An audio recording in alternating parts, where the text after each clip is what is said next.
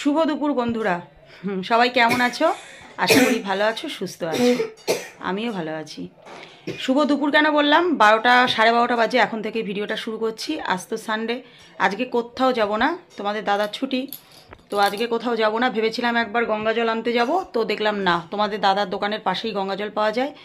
ওই মেয়েও যেতে চাইছে না ঠান্ডার মধ্যে, তারপর ওই গাড়ি ভাড়া দিয়ে বাসে টাসে গিয়ে ওই গঙ্গা জল আনতে যাওয়ার কোনো দরকার নেই।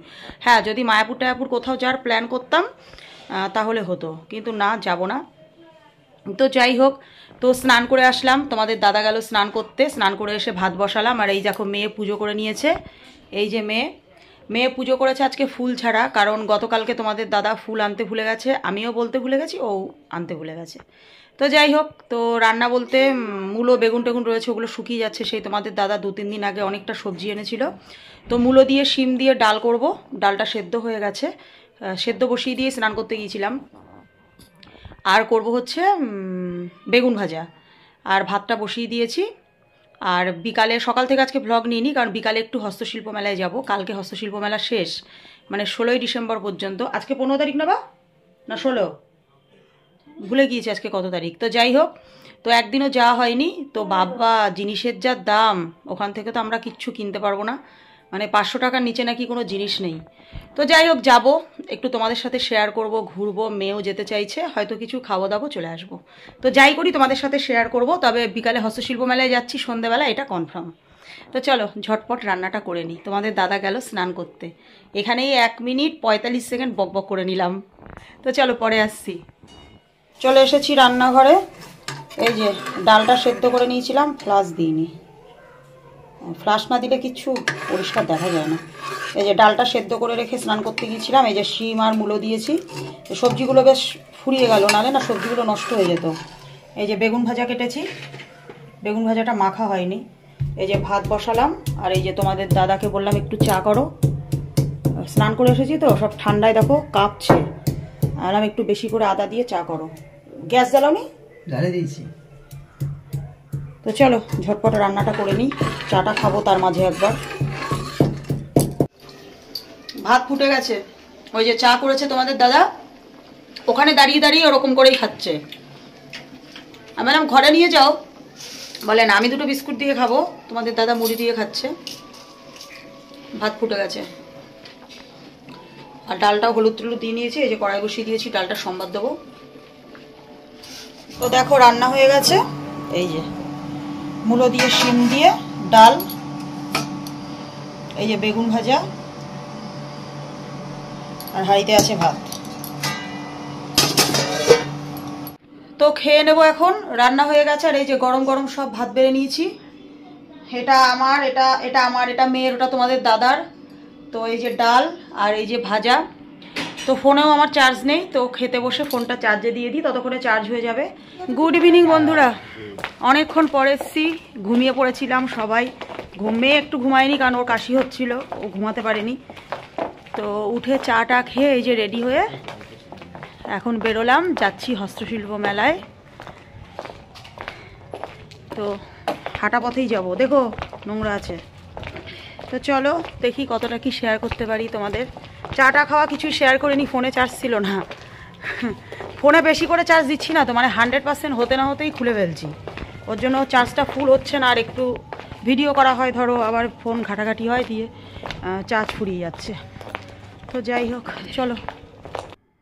তো তারপর দেখো চলে এসেছি মেলায়। এই যে পশ্চিমবঙ্গ রাজ্য হস্তশিল্প মেলা 2024, এটা হচ্ছে মেলার গেট। প্রত্যেক বছর এই গভর্নমেন্ট কলেজের মাঠেই মেলা হয়, কৃষ্ণনগর গভর্নমেন্ট কলেজের মাঠে। তো দেখো আস্তে আস্তে ঢুকছি, তো খুব সুন্দর করেছে। তো হস্তশিল্প মেলার এই লেখাটা না প্রত্যেকটা জায়গায় একই দেখি, মানে দেখতে পাই ইউটিউব এদিক ওদিকে, মানে সব জায়গায় যে মেলাগুলো হয় কিছু কিছু তো ভিডিওতে দেখতে পাই। তো এই একটাই যেন মানে লেখা দেয় যে হস্তশিল্প মেলা, লেখাটা মানে অন্যরকম হয় না, খুব ভালো লাগে দেখতে। তো যাই হোক, তারপর দেখো মেলায় ঢুকে পড়েছি, কি সুন্দর সব কাজ দেখো। তোমরা নিজেরাও জানো যারা আমার ভিডিও দেখছো, হস্তশিল্প মেলা কতটা সুন্দর হতে পারে। মানে প্রত্যেকটা কাজই হচ্ছে, এখানে যা যা জিনিস বিক্রি হয় সবই তো মানুষ তৈরি করে, কিন্তু আমরা যখন দোকান থেকে একটা জিনিস কিনি তখন তো আমরা দেখতে পাই না, না যে কিভাবে জিনিসটা তৈরি হচ্ছে। আর হস্তশিল্প মেলায় হচ্ছে এটাই মজা, মানে চোখের সামনে দেখতে পাই যে কিভাবে ওরা জিনিসগুলো বানাচ্ছে। মানে মানুষই তো অবশ্যই বানায়, মানুষই তো বানায়, না হলে তো আর অন্য কেউ বানায় না। আবার ধরো আমরা দোকান থেকে যখন কিছু কিছু জিনিস কিনি হয়তো ভাবি কারখানায় হয় বা মেশিনে হয়, কিন্তু এটা একদম চোখের সামনে মানে দেখতে পাই যে হাতে কিভাবে মানুষ বানাচ্ছে। দেখো সুবর্ণরেখা, ডুলুং, মানে কত বাইরের থেকে, মানে দেশ দেশান্তর থেকে আর কি এই দোকানগুলো এসে বসে। আর কত জায়গার নাম, রাজস্থান, নেপাল, ভুটান, সিকিম, পাঞ্জাব, কাশ্মীর, মানে প্রত্যেকটা জায়গার থেকে মানে দোকান আসে, ঠিক আছে। তো যাই হোক, তো খুব ভালো লাগে এটাই আর কি। আর এই পুতুলগুলো দেখো কি সুন্দরই না লাগছে দেখতে, তাই না বলো? অসাধারণ, আমার তো খুব ভালো লেগেছে। আর এই দিকে দেখো, এই মানে এগুলোকে কি বলে জানি না, এগুলো আর্টই বলে মনে হয় এগুলোকে। তো দেয়ালে সাজানো হয়, মানে আমাদের ঘরে এসব ভালো লাগবে না। তো একদম মানে পরিষ্কার বাংলা ভাষায় যেটা বলতে গেলে, এটা ফ্ল্যাট ফ্ল্যাট হোক বা কোনো বড় সুন্দর কোনো বাড়িতে এগুলো বেশ সাজালে ভালো লাগে। বেশ ডেকোরেশনের কাজ, এগুলো খুব সুন্দর লাগে দেখতে আর লাগছেও দেখতে।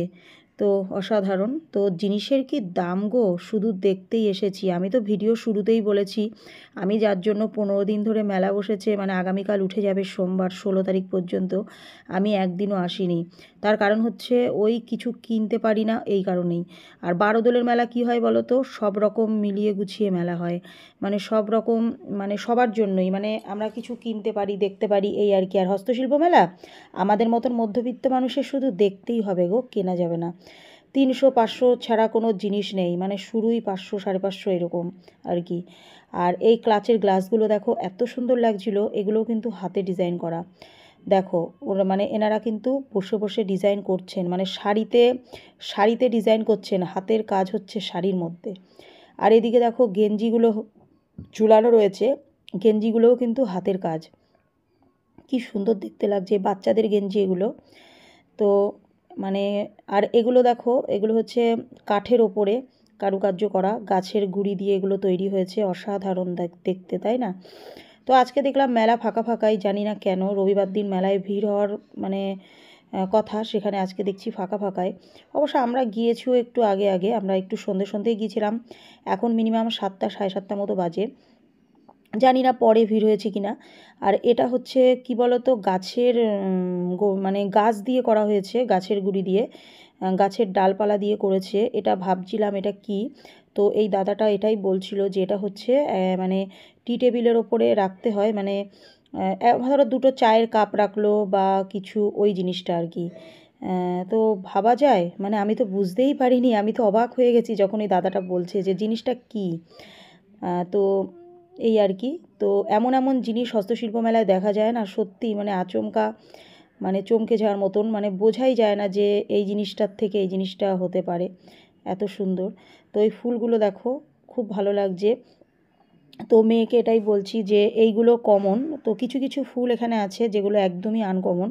না হলে আমাদের বারোদোলের মেলায় বা টুকিটাকি যে এখন বড়দিনের মেলা আসছে সামনে, তো সেখানেও যখন ওই ফ্লাওয়ার ভাসের দোকানগুলো বসে না, সেখানেও মানে এসব ফুল পাওয়া যায়, কিন্তু কিছু কিছু ফুল আছে যেগুলো একদমই নতুন। তারপর দেখো মেলা থেকে বেরিয়ে এসেছি, তো এই পাশেই একদম মানে মেলার গায়েই, এটা হচ্ছে এই যে মেলার এই গেটটা, মানে বেরোনোর গেটটা দিয়ে আসলাম। তো এখানে হচ্ছে সমস্ত খাবারের দোকানপাট বসেছে। তো মেয়ে তো ফুচকা খেতে ভালোবাসে, কিন্তু আজকে দেখলাম খেতে চাইলো না, তার কারণ হচ্ছে ওই যে ঠান্ডা লেগেছে না, এটাই হচ্ছে কথা। তো দেখলাম খেতে চাইলো না, টক জল দেওয়াটাও ঠিক না, কাশছে, ওকে ওর ওষুধ আনতে হবে আগামীকাল, যেহেতু রবিবার ডাক্তারখানা বন্ধ, যেই হোমিওপ্যাথিক ডাক্তারের কাছ থেকে ওষুধ আনা হয়, তো আগামী সোমবার গিয়ে ওর ওষুধটা নিয়ে আসবো। তো খেয়ে নিচ্ছি গরম গরম পাঁপড়, তোমাদের দাদা বললো ভেজে দিতে হবে, নাহলে খাবো না, কারণ জগদ্ধাত্রী পুজোর সময় না ঠকে গিয়েছিলাম, এই ভেজেছি বলে দিয়েছিল, একদম মানে ভালো ছিল না পাঁপড়গুলো। তারপর ভেজে দিল, খুব সুন্দর লাগলো খেতে। তারপর দেখো মেয়ে খাবে মোমো, কারণ ও এই জিনিসটাই ভালোবাসে। তো এখানে জানো 4টে মোমো 40 টাকা, কী আর বলি, জায়গার ভাড়া ধরছে। তো লাস্টে এখান থেকে তোমাদের দাদাকে বললাম জিজ্ঞাসা করো, এখানে 6টা মোমো দিল 40 টাকা, কিন্তু একটু ছোট ছোট হয়েছে, কিন্তু না ভালো করেছিল। মেয়ে দিল আমাকে একটা, আমি খেলাম। তো 4টের মধ্যে আর কি থাকে বলো, আমাকে একটা দিল জোর করে, তোমাদের দাদার মুখে একটা জোর করে পুরে দিল, তাহলে থাকলো আর 4টে। এবার সন্ধ্যের থেকে ধরো কোনো টিফিন খেয়ে বেরোয়নি, শুধু চা বিস্কুট খেয়ে আমরা বেরিয়ে গিয়েছিলাম। তো আমি বললাম তুই খা, পেট ভরুক না। তো তারপর দেখো 20 টাকা করে ঘুগনি, তো একদম কিচ্ছু নেই প্লেটের মধ্যে। তো তারপরে এই সামনেটা এগিয়ে এসে মেলার ভেতরেই তো এই ঘুগনিটা দেখলাম 15 টাকা করে প্লেট নিল। কিন্তু ভালো করেছে জানো তো, একদম ঘরোয়াভাবে করেছে, মানে আমরা যেরকম বাড়িতে ঘুগনি করি সেরকম আর কি, বেশ থকথকে করে করেছে। এ দেখো বুঝতেই পারছো তোমরা। আর 20 টাকা করে যে ঘুগনিগুলো সমানে জল মারছে আর হচ্ছে পাতলা পাতলা করে দিচ্ছে, প্লেটে কিছুই থাকছে না। তো এই আর কি। তো ও মেলাঘাটে গেলে অত বুঝে শুনে তো খাওয়া যায় না, কিন্তু এটা ভালো লাগলো তাই খেলাম, এই আর কি। তারপর দেখো মেয়ে জিলিপি খাবে, 3টে জিলিপি ওকে কিনে দিলাম, নিল হচ্ছে 15 টাকা শ। আর এটা হচ্ছে মালপোয়া, কি আর মালপোয়া, ওই মেয়ের বায়না। মেয়েকে আমি বললাম তোকে আমি বাড়িতে সুজি দিয়ে বা মালপোয়া কি করে দেবো, দেখবি কত সুন্দর খেতে হয়। কটমট কটমট করছে গো, যেন মনে হচ্ছে কি বলবো, সেই পাঁপড় চিবোচ্ছি, এত বাজে হয়েছে খেতে। আর ওদিকে হচ্ছে জিলিপিটা 100 নিয়েছি, তার কারণ হচ্ছে একদম এই জিলিপিগুলো আমার দেখেই মনে হচ্ছিলো ভালো হবে না, ওই মেয়ের বায়নার জন্য। নালে বারোদোলের মেলার থেকে যখন জিলিপিগুলো নিয়ে আসি এত সুন্দর খেতে হয়, মানে তখন 300, 350 বা 500 কোনো কোনো সময় নিয়ে আসি। বড়দিনের বারোদোলের মেলাও তো আমাদের 1 মাসের মেলা থাকে, কোনো কথাই নেই। তো যাই হোক, তারপর দেখো বাড়িতে চলে এসেছি, কিছুই কিনলাম না, শুধু খাওয়া দাওয়া করে চলে এলাম, কারণ আমাদের পক্ষে পসিবল নয়, একদমই সম্ভব নয় অত দাম দিয়ে জিনিস কেনার। তো যাই হোক, তো ভিডিওর ভয়েস দিতে গিয়ে তোমাদের দাদা করেছে ফোন, ওই বাজার করতে গেছে, কি আনবো সেটাই জিজ্ঞাসা করছে। তো যাই হোক, তারপর দেখো বাজারে বলছি, বাড়িতে চলে এসেছি, এসে একটু আলু ভাজা করে নিচ্ছি। আর দুপুরের তো ডাল রয়েছে, একটা বেগুন ভাজাও ছিল, তো মেয়ে বললো মা আলু ভাজা খাবো। তো ডিম আনার কথা বলেছিলাম, তো বললো ডিম খাবো না। তো আমিও গরম গরম ভাত বেড়ে নিচ্ছি, তোমাদের দাদা বিছানা করে নিচ্ছে, কারণ 11টা বাজে, আমাকে আবার লাইভে বসতে হবে। তো চলো বন্ধুরা, ভিডিওটা আর বেশি বড় করছি না, কালকে আসবো আবার একটা নতুন ভিডিওর সাথে। ততক্ষণ তোমরা ভালো থেকো, সুস্থ থেকো, সাবধানে থেকো, সবাইকে গুড নাইট।